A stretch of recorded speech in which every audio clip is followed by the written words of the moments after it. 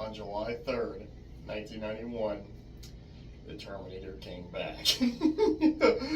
Oh man, when me and my brother saw that teaser for T2 Judgment Day on the VHS of Total Recall, we blew up in excitement. We were such big fans of the first Terminator.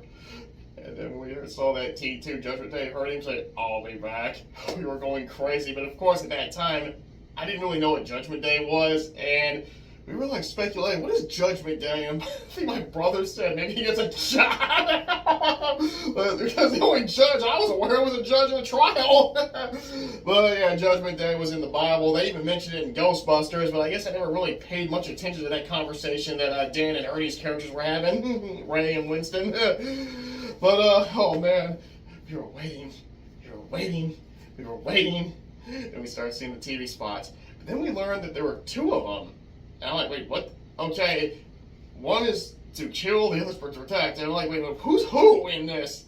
But of course, the TV spot did let us know that Arnold was now going to be the good Terminator, protecting John Connor, and the new one was the evil one, trying to kill him. And when we saw that part where he goes into that helicopter, like, what is this thing?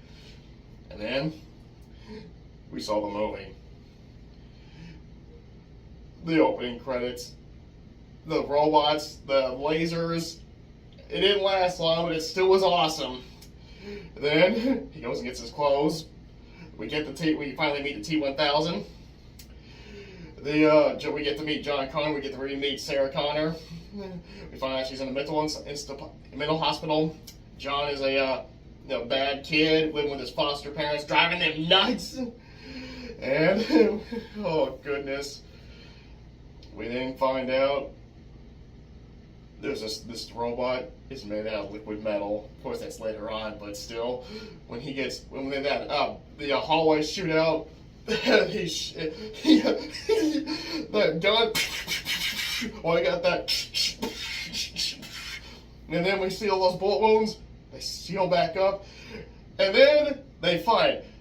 Boy, was I shocked when I was seeing this Robert Patrick's character. I don't think he's as tall as Arnold, nor is he as big. But I'm like, what the heck? He's now pushing him against the wall, picking him up and throwing him. I'm like, what the heck's going on here? Arnold's supposed to be the big tough guy. And then the chase with the T-1000 doing that, getting in the diesel, driving in that canal. When the diesel blows up and you see him walking, I'm like, what am I looking at? But of course, we then find out he's made out of liquid metal, and which is mercury. So obviously Skynet made a robot out of mercury. Yeah, good luck, James Cameron, telling us how that computer did that. Well, the thing takes care of the foster parents, poses as one of them. Sarah's now trying to escape. John now finds out the robot will do whatever he says. They go and get her. We get that next chase sequence with the elevator. When he goes, when T-1000 goes through the bars, and he stops and realizes he's going to it was hilarious.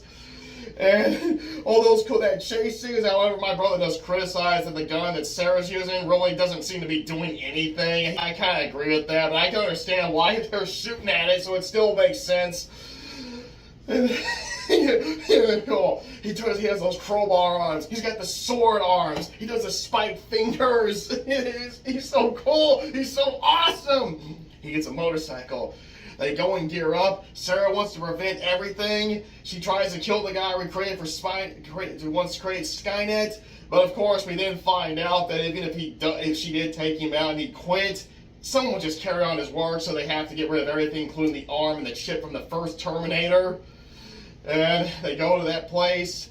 They are out to destroy it, but unfortunately, the guy who created the Terminator sadly gets killed. And then we get that sequence we see in that trailer when the T-1000 shoots out on that motorcycle, grabs the helicopter, smashes it, and reenacts that scene from the first film. Get out! Oh yeah! I kind of like, yes sir! But before that, we get to see that minigun, but the only thing he does is use it to drive the police force away. It's really the grenade launcher, which is more of his signature weapon in this one, all that and the shotgun. Oh goodness. Man, when he used that shotgun riding that bike and he fired and he did that, oh man, were we going, oh my god, did you just see him do that? That was awesome. Oh man, and we get that helicopter shootout, then the diesel chase, the steel mill where he gets shattered, and we get that signature line, hasta la vista, baby, shatters him, but the melted steel melts him so he can put back together. But of course the director's cut let us know there was an explanation for that scene where he goes like that, where he's now malfunctioning but he's still carrying out his orders. He defeats the Terminator. He gets, well, at least he gets his arm caught. He has to get rid of it.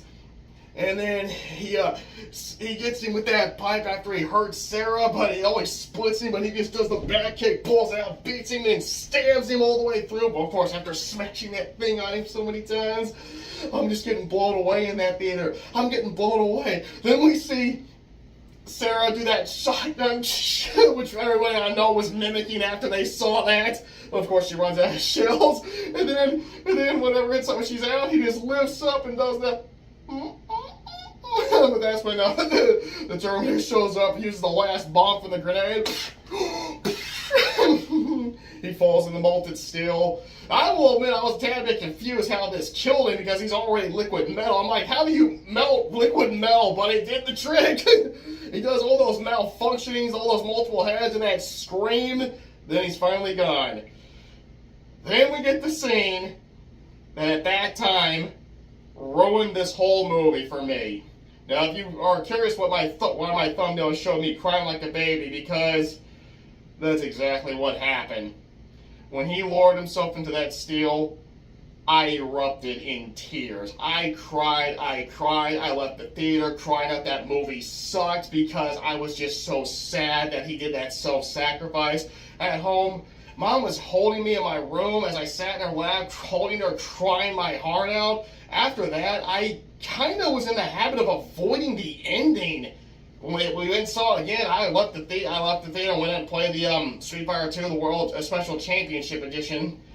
When we were in the hotel, I went to the bathroom and wouldn't come out till that scene was over. Well, when we were on vacation, when it was whenever it hit those hotel special things that they usually do. But I cooled down, and now I can watch it, and it is my 4th all-time favorite film, and it is my all-time favorite sequel. It's my favorite Arnold film. It was worth the wait, but yes, at that time, the ending did make me so sad.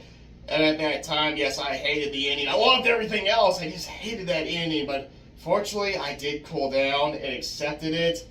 And oh man, I always look back in embarrassment over the fact that I cried like a baby for that scene. My brother, to this day, brings it up.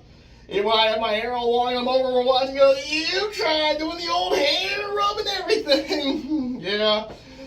But I accepted what I did and got over it and moved on, put my past behind me, even though my brother keeps reminding me what I did in the past. But in the end, it's my favorite film of 1991.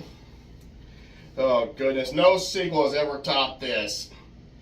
So Arnold, James, Linda, Edward, everybody who made that film, happy 35th anniversary. 2 thumbs way up to the movie. And I also wish to have a happy 30th anniversary to everybody who gave us Independence Day, which also turned 30 today. So those 2 movies get to share that anniversary. Okay. Oh boy. All I can say is Terminator 2 did a great job in giving us an awesome arcade game. The home port games were not anything to brag about with that arcade game. Me and my brother both played that together. We beat it twice, but he was always the one that got to shoot the T-1000 into the vat of molten steel. I never did that, but still, that's a memory I got with playing an arcade game with my older brother. Okay. I'm just going to close by saying, everybody, have a happy 4th of July tomorrow. Have fun celebrating the 250th anniversary of America, or should I say the birthday of America. And also, have fun shooting all those awesome fireworks. I know my older brother and my nephew are going to, but I gotta work tomorrow. But I'll still have fun.